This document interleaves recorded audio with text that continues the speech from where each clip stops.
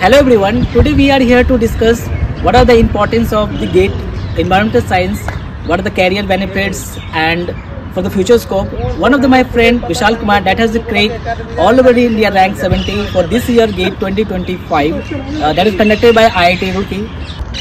So I would like to call the Vishal Kumar that has got 70. Hello Vishal Kumar and congratulations Vishal Kumar that got the 70 rank. Thank you. Can you brief your introduction? So I am Vishal Kumar Verma and currently I am pursuing MTech from the Environmental Science and Engineering Department, and this year I have secured All India rank 70 GATE, which is conducted by IIT Roorkee. And how you feel, Vishal, like how your family and how you feel like you got the 70 rank? Very happy. I am also very happy. My family is very happy. My friends are also happy. You are very happy. तो विशाल आप अपने बारे में बताइए, like basic background क्या रहा, आपकी like born कहाँ पे हुए हैं आप और आपकी स्टडी कैसे कैसे बढ़ी है आपको फॉर दिस। तो सर मैं यहाँ पे बेसिकली पास से चितरंजन, जैसे मैंने बताया पहले भी, वहीं से वो मेरा बॉर्न एंड बॉटअप भी वहीं पे रहा है। मेरी basic schooling up to class 10 भी वहीं पे हुई है। फिर मैं अपने जेई प्रिपरेशन के लिए मैं वहाँ से बाहर गया, कोटा गया। फिर उसके बाद फिर मैंने जेई मेंस जेई एडवांस दोनों क्रैक किया, बट मेरी जेई एडवांस में रैंक थोड़ी सी कम थी। तो फिर मैंने जादवपुर सब्सिक्वेंटली ईयर में मैंने जादवपुर यूनिवर्सिटी को ऑप्ट किया। वहाँ पे मैंने सिविल इंजीनियरिंग की 4 साल एंड उसके बाद फिर मैं 2 साल जॉब भी किया हूँ एक अच्छे इंडस्ट्री में। हाँ, जो भी ज़्यादा तुम करोगे तो एक बेटर इंडस्ट्री में करेंगे। तो फिर वहाँ पर मैंने 2 साल जॉब की। आपने शायद यूपीएससी एसी मेंस का भी एग्ज़ाम लिखा था? हाँ, मतलब उसके बाद फिर ड्यूरिंग दी जॉब मेरे थोड़ा इंक्लिनेशन इंजीनियरिंग सर्विस को मेरे को थोड़ा पता चला अपने दोस्तों से, तो मेरा इंक्लिनेशन थोड़ा उधर बढ़ा, तो मैंने तैयारी करना स्टार्ट किया। तो फिर मैं 1 साल कुछ दिन के लिए दिल्ली भी शिफ्ट हुआ प्रिपरेशन के लिए। तो ड्यूरिंग दैट मेरा प्री क्लियर हुआ था 20। आपने बहुत सारे लाइक कहते हैं सीपीसीबी एग्ज़ाम, एसपीसीबी एग्ज़ाम जो भी होती हैं, हरियाणा कंट्रोल, तो Haryana state pollution control board का भी मैंने एग्ज़ाम दिया, उसमें भी मैंने अपने मेंस तक लिखा है। तो उसी के दौरान मेरा थोड़ा inclination environmental science and engineering की तरफ ज़्यादा बढ़ा। ओके, लाइक आई थिंक आप वहाँ पे जाके एक्सप्लोर किया और मैंने देखा कि हाँ मतलब और फ्यूचर प्रोस्पेक्ट्स इसके काफ़ी अच्छे हैं, है ना। तो सर मैंने उसके बाद ही फिर यहाँ पे भी मैंने जानबूझ के intensely environmental science and engineering किया ताकि मेरे पास एक डिग्री और एक्सपर्टाइज डिग्री आ जाए। मैं यहाँ एक पॉइंट ऐड करना चाहता हूँ, जैसे लाइक सपोज विशाल ने ऑल ओवर इंडिया 70 क्रैक किया है, तो ये बहुत ही आसान चीज़ नहीं है। इसका मेन मुझे लगता है क्या कि इसकी जो बेस होगी, जो फाउंडेशन होगी, बहुत ही स्ट्रॉन्ग है, क्योंकि इसने एडवांस क्रैक किया, उसने फिर यूपीएससी का ईएससी एग्ज़ाम होता है वहाँ मेंस तक पहुँचा है। Not a very easy things to crack the all over India rank 70।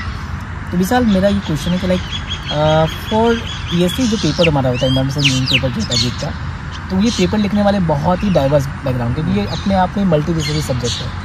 इसमें बीटेक वाले भी आते हैं, एमएससी वाले भी आते हैं, 4th ईयर डिग्री वाले भी आते हैं, लाइक अलग अलग डिपार्टमेंट, लाइक फार्मा डिपार्टमेंट के भी लोग आते हैं जो अपेयर होते हैं।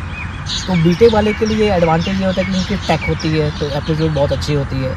और नॉन टेक्निकल पर्सन के लिए कुछ आपके पास कुछ रिसोर्सेज हैं वो बता सकते हैं, हम लोग उसे प्रोवाइड भी कर सकते हैं, ठीक है, अगर आपके पास कुछ हो तो उसके बारे में एक्सप्लेन करिए हल्का सा, जो हमारे जो भी ये वीडियो देख रहे हैं उनके लिए बेनिफिशियल होगा उनके लिए। तो सर मैं इसमें बोलना चाहूँगा एक कि GATE एग्जामिनेशन में बेसिकली जो लोग इंजीनियरिंग बैकग्राउंड से होते हैं उनके लिए तो एक एज पॉइंट रहता ही है, क्योंकि उनका प्रॉब्लम सॉल्विंग स्किल, अगर मैं अपना बताऊं तो मेरा प्लस ये था कि मेरे प्रॉब्लम सॉल्विंग स्किल्स थोड़े अच्छे हैं। Like problem solving like aptitude के बारे में आप बात कर रहे हैं। एप्टीट्यूड हो गया या फिर एनएटी टाइप के जो क्वेश्चन न्यूमेरिकल बेस्ड जो क्वेश्चन होते हैं वो मतलब मैं ज़्यादा इजीली सॉल्व कर लेता हूँ। Apart from that environmental engineering ना एक बहुत ही ब्रॉड सब्जेक्ट है। इसमें आपको गवर्नमेंट के जितने कॉम्प्लाइंसेज है वो भी पढ़ना पड़ता है, ऑडिटिंग भी पढ़नी पड़ती है, आपको माइक्रोबायोलॉजी भी पढ़नी पड़ती है, एयर पॉल्यूशन पढ़ना पड़ता है, जिसमें बहुत सारे थ्योरेटिकल कंसेप्ट भी आते हैं। तो उसके लिए सर मैंने बेसिकली यहाँ पे जो हमारे कोर्स वर्क में प्रोफेसर्स ने पढ़ाया था उनके जो PPTs हैं उसको थोरली रीड किया। वो काफ़ी डिटेल में है, मैं आपको बता दूं सर कि वो काफ़ी डिटेल में है। आपको कोई भी जाकर कोचिंग मटेरियल्स या फिर कोई भी बुक करेंगे तो इतना डिटेल में आपको शायद ही मिलेगा, क्योंकि बहुत ही अच्छे डिटेल्स यहाँ पे प्रोफेसर्स ने हमें पढ़ाया है। तो मेरा तो इस एग्ज़ाम्स के लिए मैंने सिर्फ अपने कोर्स वर्क में जो मेरे को PPTs थे उसी को गो थ्रू किया अच्छे से। और क्या भी सर आप वो जो कोर्स वर्क जो भी आपने किया, क्या हम लोग लाइक जो भी वो चाहेंगे उन्हें कभी चाहिए तो उनको हम लोग प्रोवाइड कर सकते हैं? हाँ बिल्कुल सर, क्यों नहीं, मतलब मेरे पास पूरा सारे कंपाइल्ड वे में है। ओके, तो फिर आप हम लोग चाहें तो वो कर मतलब सकते हैं जो जैसा क्वेरी है वो अपना मांग लेंगे। हाँ। जी सर, एक और चीज़ लाइक हर कौन सा स्ट्रैटेजी बता सकते हैं, लाइक किस सब्जेक्ट पे ज़्यादा फोकस किया जाए, लाइक कितने सब्जेक्ट कितने नंबर के एग्ज़ाम होते हैं, इसे अगर एक्सप्लेन करिए सर। तो सर मैं ये थोड़ा सा इसके लिए प्रिपेयर करके लाया था। ओके, तो जैसे गेट एग्जामिनेशन होता है वो 100 मार्क्स का एग्ज़ाम होता है और जिसमें आपका 15 मार्क्स का एप्टीट्यूड होता है ओके, और 85 मार्क्स का आपका subject related subject I think total number of है। क्वेश्चन 65 है। टोटल नंबर ऑफ क्वेश्चन 65 रहते हैं। टोटल मार्किंग आपका 100 मार्क्स की ठीक होती है, है। ठीक है। इसमें से आपके 35 नंबर ऑफ क्वेश्चन 2 मार्क्स के होते हैं एंड 30 क्वेश्चन आपके 1 मार्क्स के ठीक होते है। हैं। और इसी तरह से और ये एक 3 घंटे का एग्ज़ाम होता है। आपको 65 क्वेश्चन इन 180 मिनट्स करना है। तो टाइम प्रोस्पेक्टिव से आपके पास इनफ टाइम होता है। ठीक है, तो मेन हमारा लाइक जैसे कोई भी स्टूडेंट को कोई भी एग्ज़ाम क्रैक करने के लिए आई थिंक 35% या 45% इतना अगर हाँ, मान के मतलब चलिए अगर आप से देखें कि cut off in terms of like cut off, not in terms अगर ऑफ देखा जाए तो सर इस साल तो सिर्फ 26 for a general candidate it was around 26 and for different category student वो सब्सिक्वेंटली लो ही था।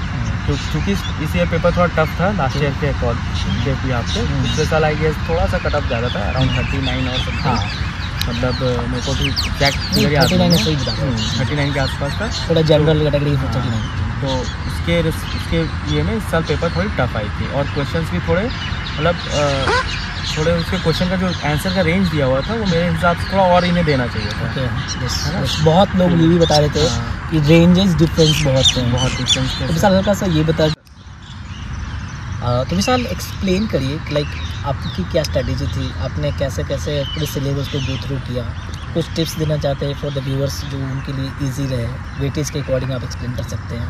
हाँ, तो सर बेसिकली 10 सब्जेक्ट्स हैं एंड अगर एप्टीट्यूड को इंक्लूड करते हैं तो 11 सब्जेक्ट्स हो जाते हैं। ओके, सो सबसे जो ज़्यादा परसेंटेज अगर रहेगा तो वो एप्टीट्यूड का ही रहता है 15%। मतलब 15 मार्क्स तो आपका एप्टीट्यूड इंजीनियरिंग एप्टीट्यूड ही रहता है। ठीक है। उसके बाद सर अगर सब्जेक्ट्स में मैं बाइफरकेट करना चाहूँ तो मैथमेटिक्स इंजीनियरिंग मैथमेटिक्स होता है वो अराउंड 12-13% रहता है। मतलब 13 मार्क्स के मैथमेटिक्स आती है आपकी।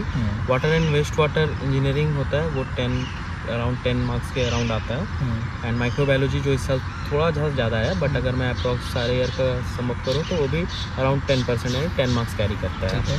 एंड उसके बाद सर वेस्ट मैनेजमेंट आ जाता है वो भी 10 मार्क्स के अराउंड।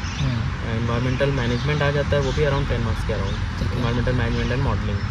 और सर उसके बाद एयर पॉल्यूशन आ जाता है जो 7 to 8 मार्क्स कैरी करता है। और नॉइज़ पॉल्यूशन भी कभी कभी सर उसके भी 2-4 क्वेश्चन आ जाते हैं।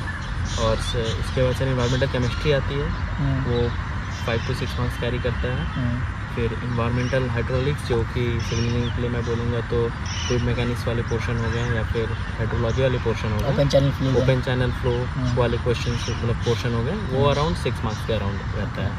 और फिर वाटर रिसोर्सेज कहाँ जो एक मतलब मेन टॉपिक है वाटर रिसोर्सेज वो भी अराउंड 6 मार्क्स के रहता है। इसके अलावा सर EIA एंड थोड़े ग्लोबल इशूज़ जो अब आजकल करंट में है जैसे आपके पेरिस एग्रीमेंट और ये सब के क्वेश्चंस वो अराउंड 4-5 मार्क्स के। आपने ये पूरा पढ़ा होगा, ठीक है, पढ़ने के दौरान आपने कुछ नोट्स बनाया होगा, तो इफ़ पॉसिबल तो आपने नोट्स दे सकते हैं। हाँ, तो हम लोग इसे लाइक ड्राइव फॉर्म में बना के प्रिंट कर देंगे, जो भी इनके को चाहिए तो आप कुछ हमेशा कर सकते हैं। बिल्कुल सर, बिल्कुल। मतलब मेरे पास कंसाइज फॉर्म में मतलब कंपाइलेशन है नोट्स के और वो बेसिकली नोट्स यहाँ की कोर्स वर्क के ही है। यहाँ के प्रोफेसर्स ने जो पढ़ाया है काफ़ी इन डेप्थ पढ़ाया है तो वो मैं प्रोवाइड कर दूँगा। एक और चीज़ ये भी है सर, IIT के पेपर बन रहा है। हाँ, तो IIT बिल्कुल बिल्कुल तो एक हल्का सा ये बहुत ज़्यादा मतलब है, मतलब ये चीज़ आप डिनाई नहीं कर सकते हैं कि IITs के नोट्स एंड गेट एग्जामिनेशंस में आपको बहुत सिमिलरिटीज दिखेंगे। विशाल हम लोग अब like what are the benefits of the cracking, like आप ऑलरेडी सबमिट कर चुके हैं तो आपको क्या क्या बेनिफिट्स लगते हैं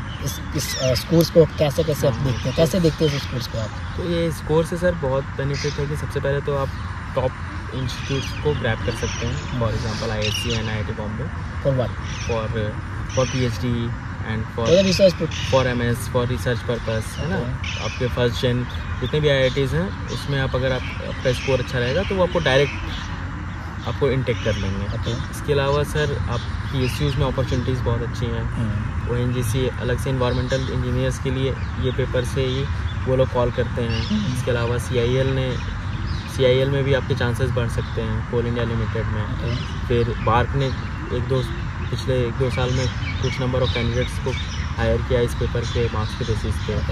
एंड डिफरेंट स्टेट PSCs या फिर CPCBs के अगर आप इंटरव्यू में जा रहे हैं तो आपका ये स्कोर एक ऐड ऑन होगा आपके CV पे। इसके अलावा सर आप फॉरेन यूनिवर्सिटी ग्रैब करने में आपको ये बहुत ज़्यादा हेल्प करेगा, क्योंकि इसमें कम नंबर ऑफ स्टूडेंट रहते हैं और आपका अगर रैंक अच्छा आ रहा है तो आपका परसेंटाइल अच्छा बनता है। और वहाँ पे वो लोग परसेंटाइल देखते हैं कि आपका कितना परसेंटाइल आया है।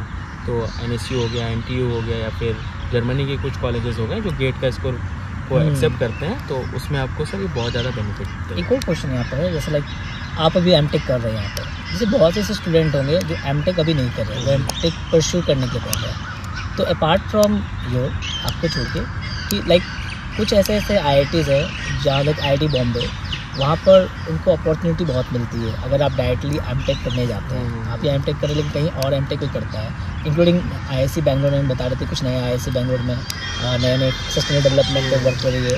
डिफरेंट 2-3 नए IIT हैं, IIT इंदौर, IIT रुड़की जो इसका पेपर लिए, वो भी कुछ नए सस्टेनेबल डेवलपमेंट बेस्ड डिपार्टमेंट खोल रहे हैं, रूरल डेवलपमेंट डिपार्टमेंट खोल रहे हैं। तो उसके बारे में कुछ डिटेल अगर कुछ पता है तो वो बताइए। तो सर जो इन्वायरमेंट का जो स्कोप है एंड जो अभी क्लाइमेट चेंज आप देख रहे हैं, तो इससे एक बहुत ही ब्रॉडर प्रॉस्पेक्ट खुल रहा है, मतलब फ्यूचर के लिए। अभी रिसेंटली हम लोग sir British institute of standards, तो सर उसके एक सेमिनार अभी ये हुआ था हमारे में, तो वहाँ पे ऐसा बताया, मतलब वहाँ पे जो स्पीकर थे उन्होंने ये बताया कि जो अपना पिछला 2 डेकेड था that was all about digitalization, आपका computer science and IT sector में बूम किया। Now the upcoming decades is all about sustainability and climate change.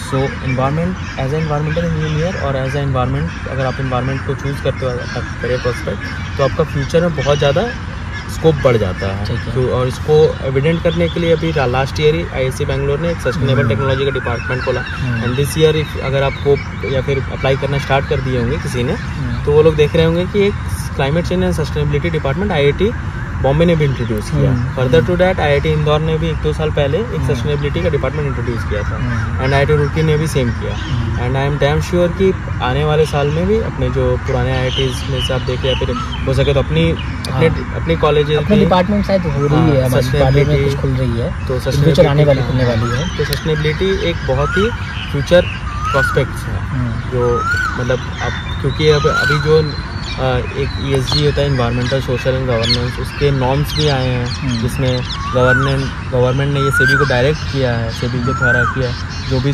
SEBI में टॉप 1000 लिस्टेड कंपनीज़ हैं उनको अपने ESG रिपोर्ट्स प्रोवाइड करने हैं अलॉन्ग विथ अपने फाइनेंशियल रिपोर्ट्स। तो अगर आप एक इन्वायरमेंट का पेपर देके एक इन्वायरमेंट का डिग्री लेते हो तो आपका उस वाले एरिया में भी करियर बहुत ज़्यादा ग्रोइंग है। तो thank you Vishal. Thank you sir.